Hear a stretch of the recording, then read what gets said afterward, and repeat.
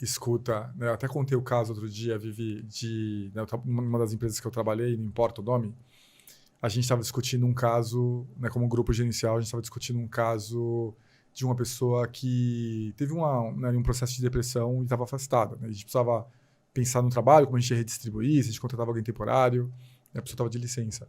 Aí um dos gerentes virou e falou, eu acho que isso é frescura.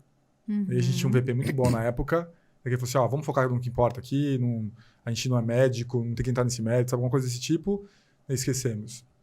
E esse mesmo gerente, um tempo depois, ele teve um burnout. Né? Falou que o universo, às vezes, tem umas lições, né? Que a gente, né, se a gente não se comportar, a gente vai ter que aprender por bem e por mal. É, isso mesmo. Ele teve um burnout tão forte, mas tão forte, que ele ficou prostrado numa cama. Mas literalmente assim, com a luz apagada, não falava com ninguém, ficou afastado.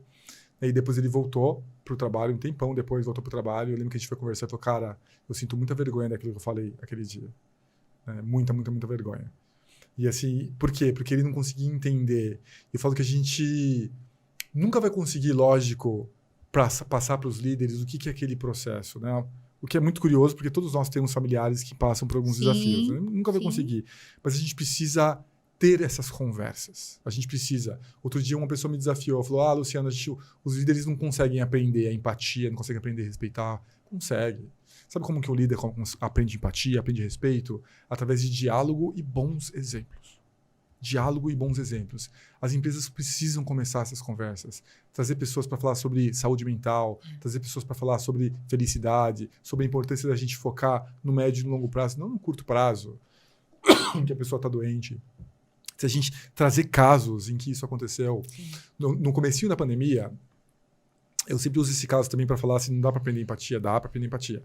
No começo da pandemia, todos nós fomos forçados, eu estava na meta, a gente foi forçado no home office, e eu trabalhava com uma divisão de vendas e eu tinha alguns times que davam suporte para o meu time. E um desses times de suporte tinha combinado 3 projetos comigo para o semestre. Aí a pessoa virou e falou, Lu, a gente não vai conseguir mais fazer 3 projetos, a gente só vai conseguir fazer um. Eu falei, poxa, mas por quê? São projetos importantes, a gente já tinha combinado. Ela, olha, a pessoa que ia cuidar de 2 desses projetos tem um filho pequeno, ela mudou para São Paulo recentemente, não tem ninguém para ajudar. Era um filho, né, um aninho e pouco, ninguém para ajudar. Ela não tem como, simplesmente não tem como, a gente vai ter que diminuir. Eu falei, não, nossa, faz total sentido isso, a gente está num mundo de exceção. E eu achei uma decisão gerencial tão acertada e tão bonita que eu publiquei. Eu falei, olha, aconteceu isso e isso. Líderes, tenham atenção com seus times nesse momento de exceção agora. Né? Todos nós temos necessidades que às vezes a gente não enxerga dentro de casa. E postei isso numa quinta ou sexta. Quando foi no domingo, um VP me escreveu.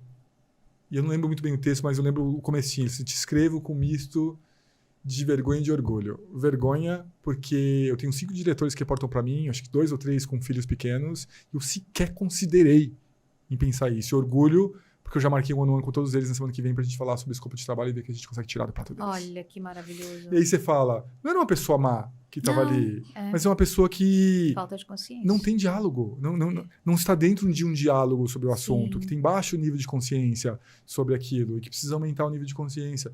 E se a gente começa esse diálogo e se a gente traz esses bons exemplos, a gente inspira sim as pessoas. Então dá para aprender a ser um líder melhor, dá para aprender a ser um líder mais inspirador, que respeita, que ouve, né, que tem empatia com as pessoas do seu time.